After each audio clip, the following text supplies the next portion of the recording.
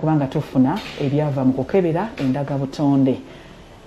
Omukulu Anania Kabiga bwe yagenda ng'ayagala okumanya ensonga ezikwata ku mwana gwe yazaala, abadde ekigambibwa tamukirizibwa kulaba. So mu kaseera kano tulindiridde omusawo abe nga atubuulira oba nga atwanjulira biki ebyavaayo era bye tulindiridde. Ssebo omusawo, tulindiridde ggwe.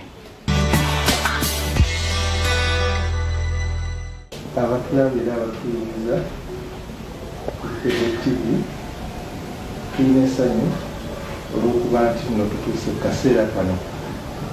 Olugendo lubadde luwanvu okuva enteekateeka we yatandika okuba nti nno tuzuula ekituufu wakati w'enjuyi zombi.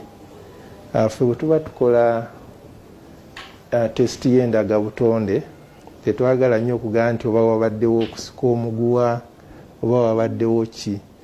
Ekigendererwa era n'omulamwa mu nsonga eno yakugatta bantu nga Taasa Amakaago ne Health Viber Diagnostic Center, kwe kulaba nga abantu bafuna obwenkanya, omwana afuna obwenkanya ate ne taata ayagala okumanya nti ye taata ategeera.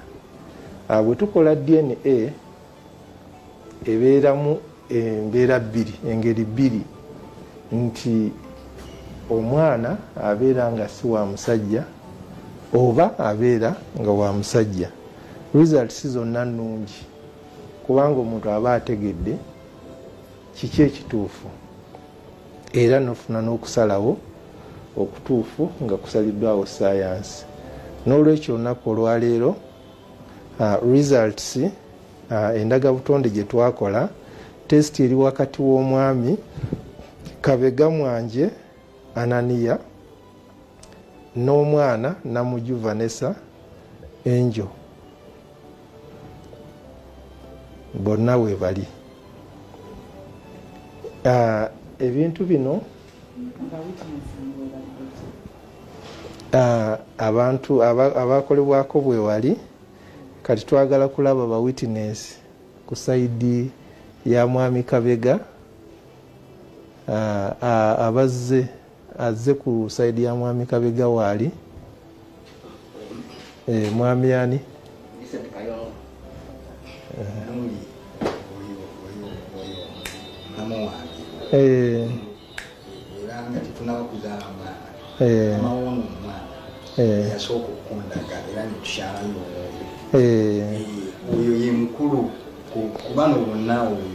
kati ajidde ku saidi yani zombi naye ng'asinga kubeera kweri.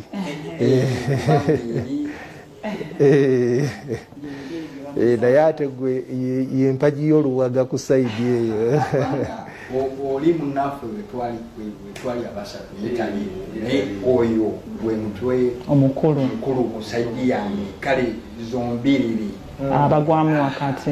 Okay, kubanga oli yatwala oyo gwe yakulaga ye mukulu we. n'omwana omutanaba kukola kujja munsi noyo yafuna olubuto era yandaganza oli, which is okay.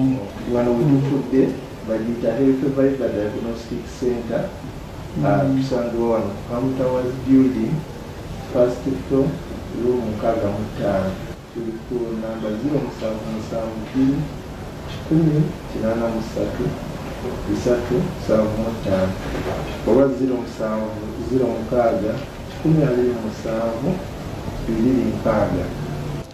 07 results z'olwaleero zigenda kuleetawo okukwatagana era mwami Kabega n'abazze ku saidi ya Vanessa, mwenna buli saidi eteekeko akamwenyumwenyu. Guno omulimu gwe tukoze nga Health Viber Diagnostic Center ne Taasa Amakaago, Katonda yagukola dda era taata w'omwana Katonda amumanyi. So kino tugenda kubanga science ayambako okulaga amazima matuufu.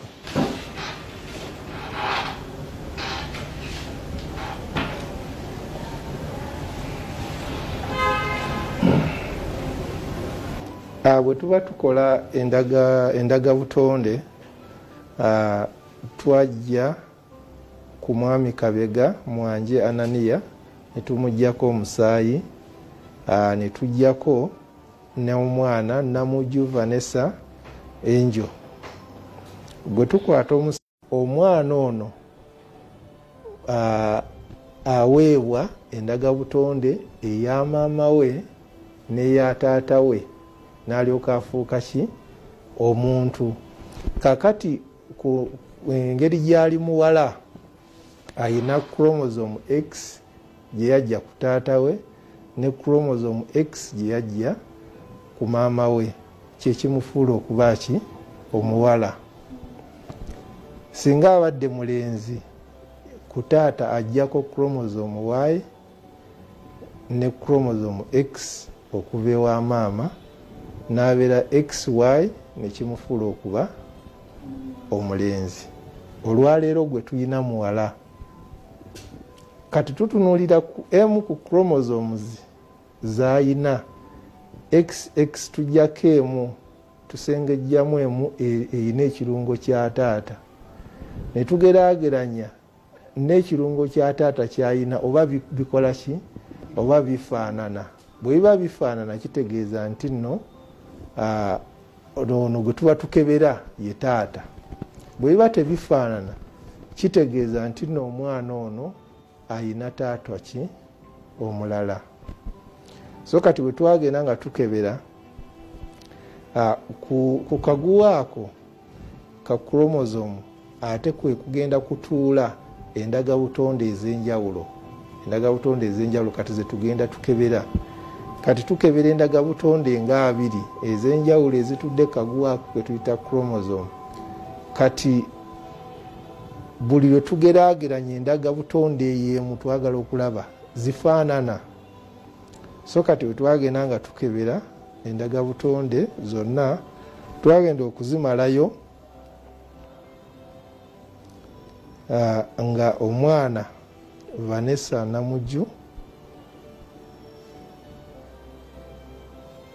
endaga butonde zonna zikwatagana ne mwami Kabega Mwanje Anania, era ng'ekitegeeza nti mwami Kabega taata mulala. Amina.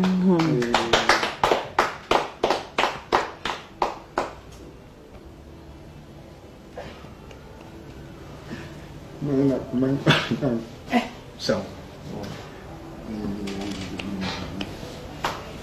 anzala omwana omu nze nanzala omwana bali abalala balina bataata balala ayina kinuududde zinzala buli mwana gwenzala enteekateeka ya Mukama era ate mu baana bange benina omwana ono era singa ngewaza mulala ambeereddewo mula neyanziza kuba obuzibu ono mukyala simanyina kumanya kubanga munange mukadde newe tubadde tugezaako omunnyonnyola ono namugamba nga mukadde wa tanganya kulaba ku mwana wa akati fenna tuli bazadde wano ddala wakere enkyano ddala omwana waliwo kinini mutima oyagala kulaba mwana wo oyagala kulaba mwana naye gwe omuntu takugena kati kyolina okuteeka mu mutima kakkana.